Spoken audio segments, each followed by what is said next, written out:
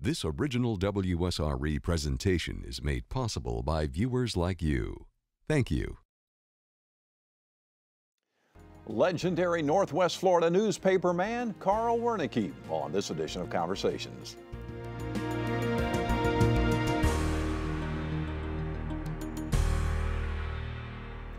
By its nature, journalism tends to be a transient business.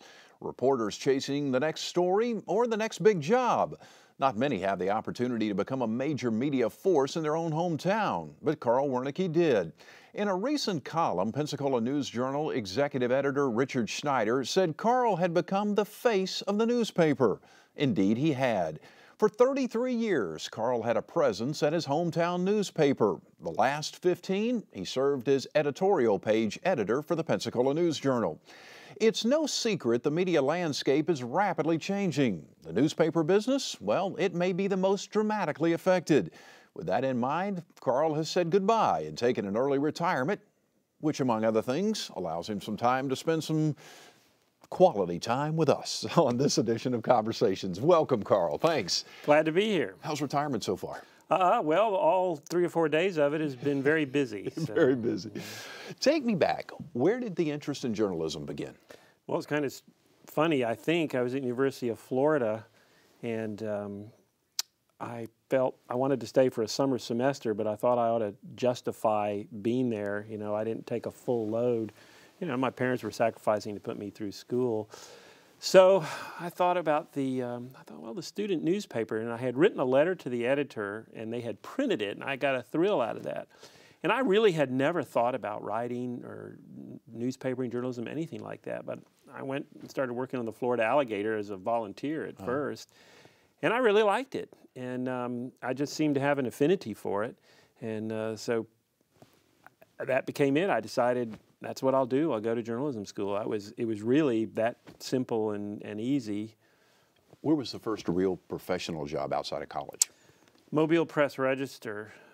As soon as I graduated, I applied at the News Journal. They didn't have any openings at the time. They were, you know, friendly, but they just didn't have anything. And so I went over to Mobile and worked there for 3 years before I came back to Pensacola. And to show how dated my tenure is, I went to work for the afternoon Pensacola News. And I like to tell people, and it's true, I didn't realize until I went to apply at the News Journal that they were really considered separate newspapers. When I was growing up, we got a morning paper and an afternoon paper. I just assumed a subscription meant you got a paper in the morning and the afternoon. Right. So then I found out when I went to work for the afternoon news that it indeed was actually a separate paper with a separate staff.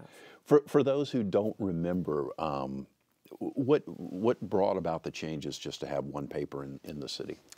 Well, newspapers have been affected by change for a long, long time. And generally speaking, what you started to see was a decline in afternoon circulation. More and more people wanted their paper in the morning, and I'm not exactly sure what it was. I think it was probably starting the rise of more TV news, maybe cable starting to start up. But you just had a steady decline of subscriptions. People just weren't reading the paper in the afternoons. And so I think it was about 1986 that we merged and just became the News Journal. Before that, it was the News in the afternoon and the Journal in the morning, and the News Journal on Sunday. Okay.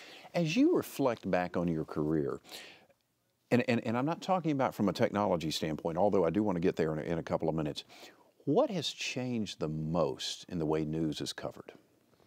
It's just the immediacy of it. You know, I mean, when I started out, I mean, literally speaking, people generally, well, you know, when I was a kid here in Pensacola, we had three TV stations, ABC, CBS, and NBC. They tended to sort of cover the same stories. Locally, you didn't get much. WCOA had a very active news team at the time, right? Don Priest. Yeah, but you pretty much waited to see it. TV, it was still a new thing for TV to do things live. I mean, it had to be something major, like the assassination of the president, the Cuban Missile Crisis, that kind of thing. Other than that, you waited until the 5:30 news or 6 o'clock news, or you waited for the paper in the morning. You know, and now, I mean, even the newspaper, if something is happening now, it's going to be up on our website, you know, as soon as we can get a preliminary story done. So it's just the immediacy of things now, and particularly in newspapers.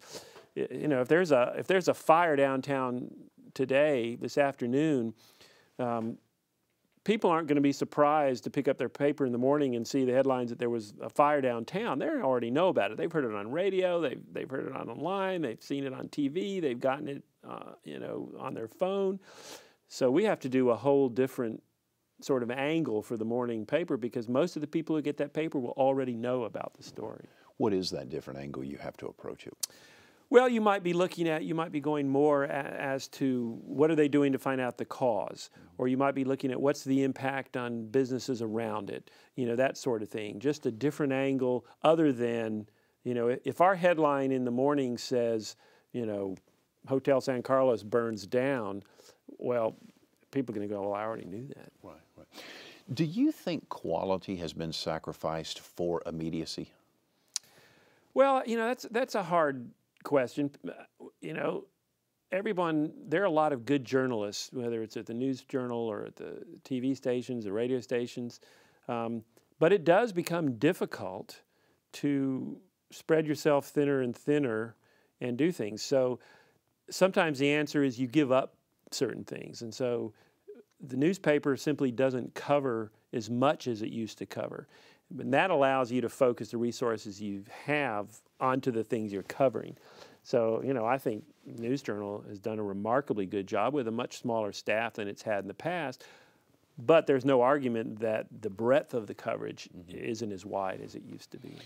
Speaking of technology, now how has that affected the industry from where, I know how it's affected me as a reader and as a viewer, but how has it affected from where you sit as a journalist? Well, not so many years ago. I mean, we didn't use the internet or email. Today, I don't see how you could do your job without it. I mean, it's almost impossible to think about it. Right. So it's just the speed, and it's really improved the depth. I mean, we're able to research so much easily. When I first started the News Journal, we had a librarian and probably a couple of people in there, and if I wanted to see something that happened 5 years ago, I'd go to the librarian and say, hey, I want to see that story, didn't they have a fire at the San Carlos 5 years ago, and what happened there? Now, on my computer, I can access our electronic archives within minutes and have that myself, be able to read it. I can cut and paste if I want to get some documentary information and put in the story and whatever. So it's really improved not just the speed, but the depth of what you're able to do in terms of research and that sort of thing. So in that respect, it's become a very critical tool, very important. And with the growing pressure for speed and fewer people, it's also multiplied your ability to do research and that sort of thing. Leverage. Yeah. What about as far as the News Journal pushing product out? How has the internet affected that? Well, obviously, we have our website. We have, we soon should have, they should have various apps for the phones, for the iPads, that kind of thing. It's really helped us also define different products. We have a lot of different print products now. There'll be the Bella magazine, there's the Pelicans, that sort of thing. So you're really able to hit a wider audience, but you hit it with fewer or with more platforms instead of everybody, say, looking at the newspaper, but you'll have your newspaper, you'll have the website, you'll have Bella, you'll have the Home and Garden. So we actually hit a wider readership than we used to hit, but we don't do it all with the same product. Was there a point that the website just became, when you guys said, boy, this is it, this is powerful? Was there any point in recent years? Because I'm thinking of something. Tell me, I want to see if we're thinking of the same thing. It's the same thing. During Hurricane Ivan, we were in here frantically working away. Well, we managed to keep a phone line out, and we were basically just throwing stuff in the ether. We had no idea if anybody was seeing it or not. And we were feeding other newspapers, but we were also doing our website. And we weren't even able to see it, if I remember correctly. So we announced, via electronically, we put it out there that when we finally got the first news journals printed, and that we were going to be handing them out basically in the front of the newsroom. We didn't know if anybody was. We were amazed at how many people showed up. And we'd say, well, how did you know we were doing this? And they had seen it online. That's what really woke us up. And then the flood of emails after that, because we were putting up pictures. We went crazy putting up pictures online. Pictures, pictures, pictures. You know, Randy Hammer, our editor then, came up with the idea, I think it was Randy, say, let's just fly over places like the beach and different neighborhoods, just take photographs and post them so that people can see. And after that, we had thousands of emails from people saying that was a lifesaver to them, and it helped them so much they were able to watch it. We were really impressed by that. That told us the electronic audience was very significant. Yeah. Just to get a little personal here, I was in Houston. My family and I were in Houston when that happened, and that was our source, was that pnj.com. And that's, to me, that was a turning point in the newspaper business for whatever reason. There's no question. And in fact, for that coverage, the News Journal was a finalist for the Pulitzer. I still think we should have won it, but we didn't. But I think we lost out to either the Los Angeles Times or the Chicago Tribune, something like that. And that was great coverage and tremendous photography and stuff. I think that what made us, our family, realize that just how bad Ivan was the photograph of the 3 Mile Bridge. Yes, and that was powerful. That was an iconic photograph, and it really played around the country. People looked at that and they understood when you saw that bridge chopped up and that truck hanging off of it. I mean, we were impressed by that. We're here and we're going, oh my goodness. Yeah. Over the years, what story or stories have most influenced you? Influenced me, yeah. Made a difference, changed the way you thought of things? I think probably for me it would be our environmental coverage.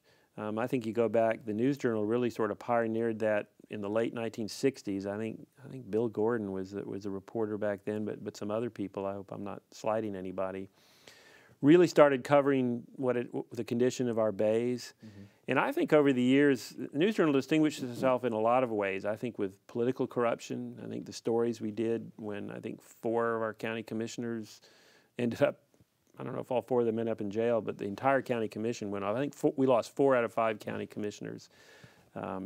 That kind of coverage, and I think our environmental coverage, I really think it did a lot to open eyes about 2 very important aspects of the community. You know, obviously politics, your local officials, and also the state of the environment. So I think those things, I think the News Journal showed real tenacity over the years in covering that sort of thing. And, you know, and particularly I think, you know, the county commission scandals, of course, it ended up with W.D. Childers going to jail, who was such an important political figure, not just locally, but across the state. Of the political personalities you've covered over the years, who was the most fascinating? I think W.D., because like anyone, he was so complex. He was a really interesting man to talk to. You know, he loved to give the folksy sayings, you know, we're going to put the hay down where the goats can get to it, you know, that kind of thing. Extremely intelligent man, very engaging. And, you know, over the years, I mean, editorially and news-wise, I mean, we covered him and wrote good things about him, and we put a lot of criticism out there. And editorially, we said good things about him, we criticized him. W.D. never took any of that personally. Extremely professional. W.D. would always talk to us. You could say, I mean, you could say some harsh things about him, and he'd talk to you the next day and not act like he was upset at all. So it was a very interesting man in that respect, and he did so much, for the community, and he didn't always take credit for it either. I remember once I was talking to him. You know, he would just call and say, you know, what's going on. We'd sit and talk, and he was talking about some things. I remember at the time UWF was some people there were expressing frustration. They really thought they had identified one of Luna's ships out in the bay. They needed, $100,000 to get it going, but they couldn't get it. And just one day I was talking to WD, and he said, well, what needs to be done down there? I said, well, WD, I said, it's a little thing. I said, but look, they think they found one of the ships from the original expedition to settle Pensacola. It sunk out there in the bay. The university wants to dig on it. I said, they need $100,000. I said, that, He said, oh, okay. It ended up in the budget because W.D. Childers took an interest in it, put it in, and started that. And it was little things like that would catch him, and he never said anything about that. He never took credit for it or went out there publicly. It was just something that he recognized it as significant, and of course it's become very significant since then, and just took care of it. So he was an incredibly interesting man. He had a huge ego also. You know, you go to Tallahassee when he was Senate president, he'd be in there in his office with his boots up on the desk, you know, this kind of thing. And he did let his ego run away with him, you know, in Tallahassee. But a very smart man. And, you know, WD went down, you know, if you ever read Robert Caro's books on LBJ wasn't much in the Senate until he figured out how chaotic it was. And he figured out how the Senate budget worked. He made himself a master of some of the most boring technical details. And in a few years, LBJ was a real power because everybody would go to him to get whatever they needed out of the Senate. Well, WD went down to Tallahassee, you know, this guy, you know, a lot of people thought he was a cracker, you know, and he ran this little retail store and sold hula hoops and bicycles and, you know, whatever this. But he went down there and learned the state budget. He learned how it worked. So W.D. Childers became the guy in Tallahassee that you went to if you had a project and you wanted to figure out how to get in there, because WD knew what you wanted, and he knew what I wanted, and he knew what the guy down the hall wanted. And so if you wanted something, basically he'd say, okay, I'm going to help you get what you want, but you know, you're going to help Carl get what he wants, and you two are both going to help this guy get what he wants. Yeah. And out of that, WD got what he wanted. Right. And so he became the guy. He understood the rules. He could get something in at the last minute and there'd be no fingerprints or whatever. So mastering those details is one of the big things that made WD such a statewide power. As you've watched over the years with the various political personalities, what's changed? Generally, you know, the big thing was they talked about the old pork chop gang. You know, for a while, Northwest Florida dominated Florida politics. Guys like Dempsey Barron, W.D. Childers, through their seniority, and they knew the rules. Eventually, that all changed. Reapportionment came, and they changed some of the rules and the kind of stuff. And Northwest Florida really lost its power. So what you need is you only gain it back when someone really extraordinary comes along who just is head and shoulders above other people.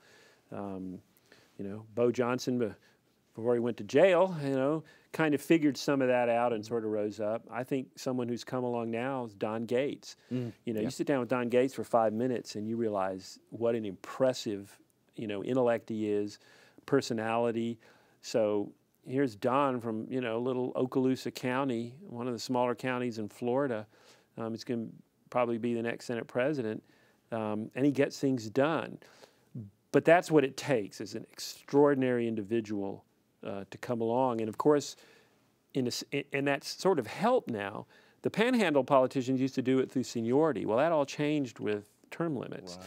So, you know, there isn't a W.D. Childers who's there for 30 years and knows every nook and cranny of the Capitol. So it takes someone like a Don Gates to come along who's just an extraordinary politician and individual and can very quickly figure things out and grab the reins and lead. And that's what they see in somebody like that. Switching gears to your job the last 15 years, describe it. Well, I had to try and sort of keep up with everything. And that was very stressful, you know. And so I really depended upon our reporters because I had to know enough to write intelligently about the school board, the ECUA, the city of Milton, you know, some Santa Rosa County issue, some Florida legislative issue, even national issues at times.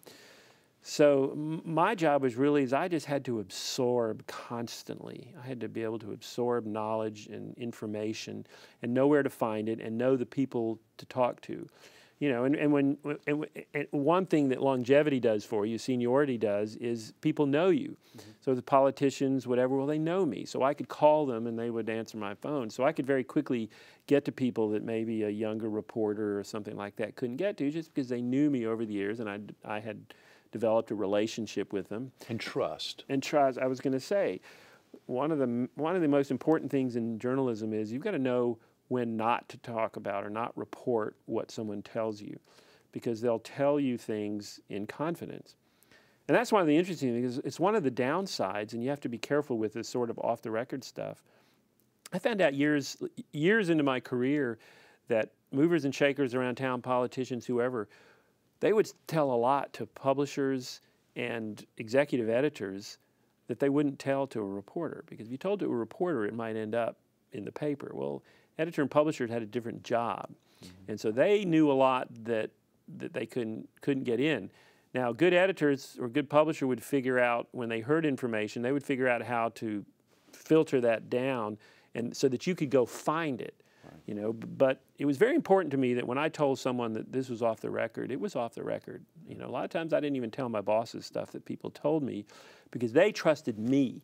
And if someone ever told you something in confidence and it got in the paper, they were burned, and so were you burned. And your trust was broken, and they felt like you lied to them.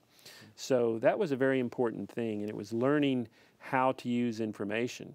You know, and very often I would tell people, I said, okay, you're telling me something off the record. Once you tell me, though, I know it. And if I can figure out some other way to get to it, then I may do that. And, you know, they were good with that, you know. And so you develop those kind of relationships with people. So my job was to absorb information and then use it, you know, either news-wise to give tips, because I was always talking to people, and people would tell me things that they wouldn't tell reporters. So I had to be able to figure out, well, what could I then pass on? Right. And of course, people would use me too. They would call me and tell me something, knowing that I was going to pass it on. Right.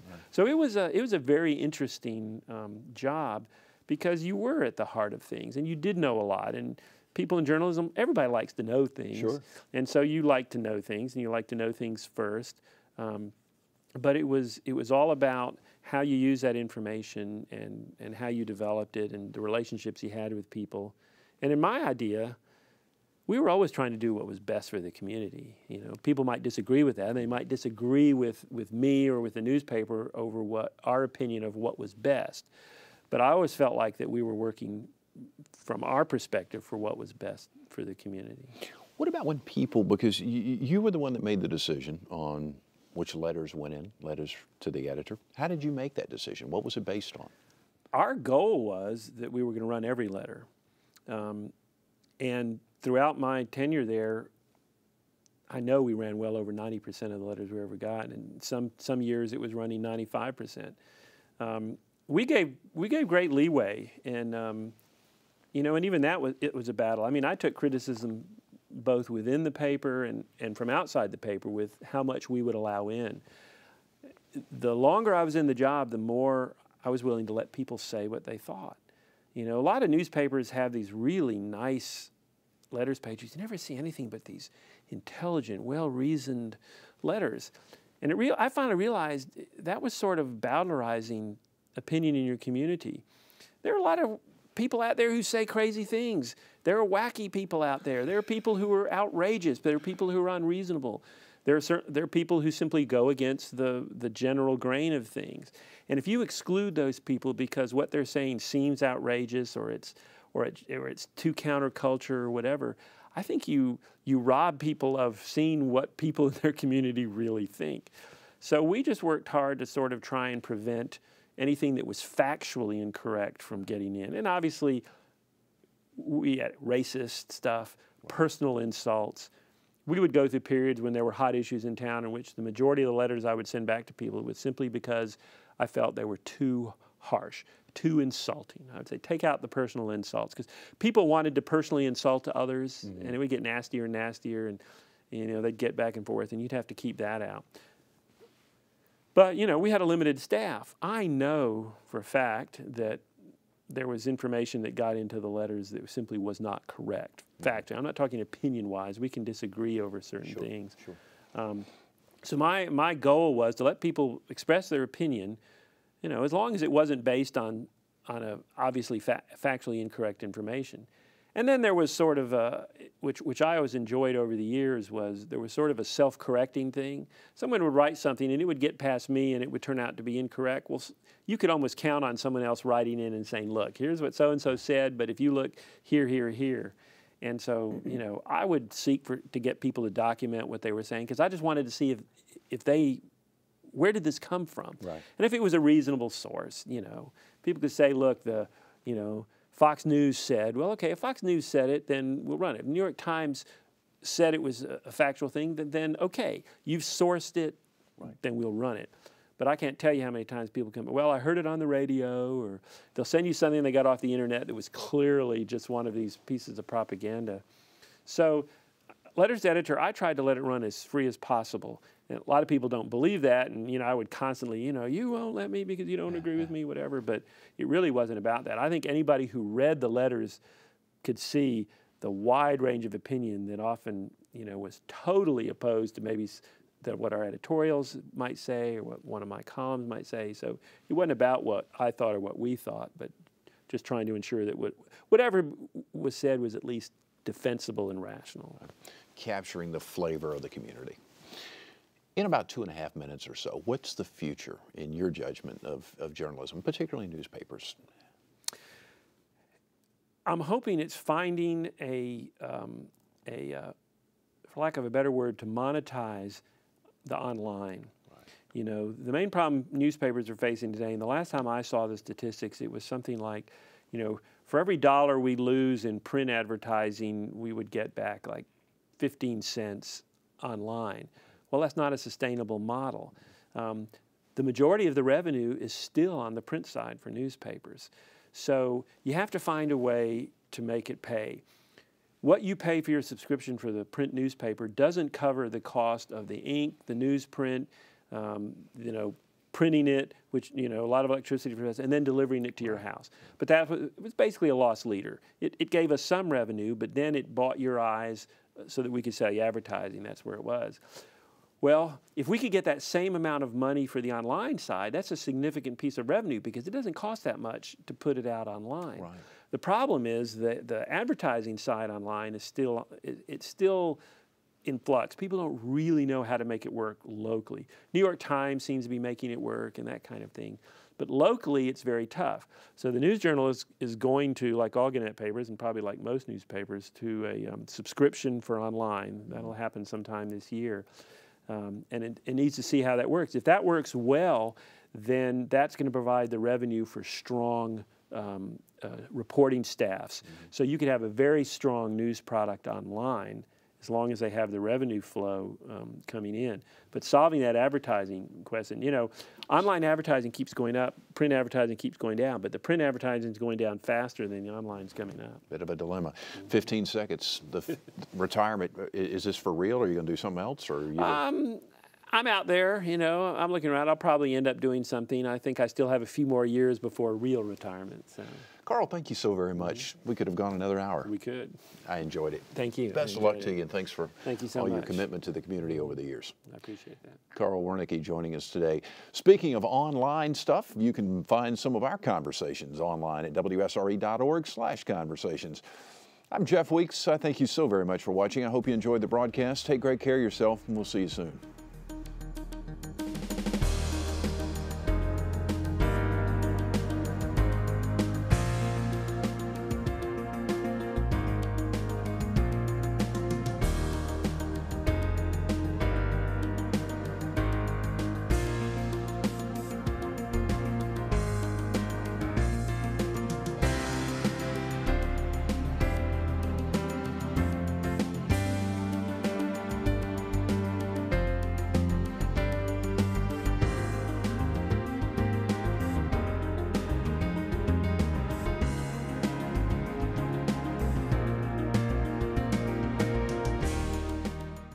Support for this program is provided in part by these corporate sponsors.